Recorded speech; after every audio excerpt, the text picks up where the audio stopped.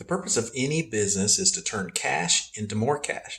But the problem that I see with most business owners is they don't have cash in the account. But when we go to look at their financials, they're doing financially well in sales. But there's one little thing that they could work on. Most typically, this is kind of the first area that I begin to assess. And most of the time, that's their accounts receivable processes, their billing, their invoicing, and their receivables. Most business owners that I begin to work with have an absorbent amount of cash outside of the business, outside of 90 days in accounts receivables.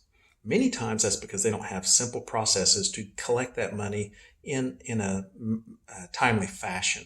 So for instance, a proper process would be we invoice within 24 hours of producing the job.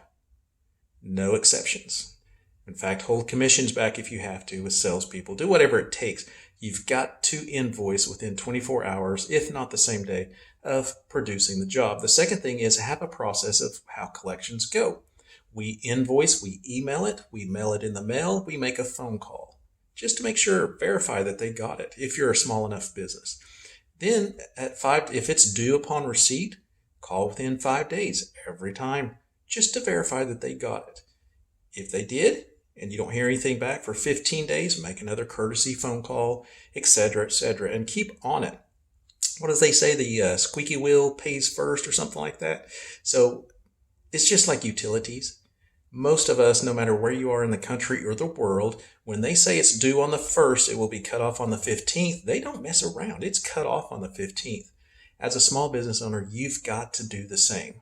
As you repeat this process, month after month, eventually your vendors, your clients, they'll all start to know how you operate.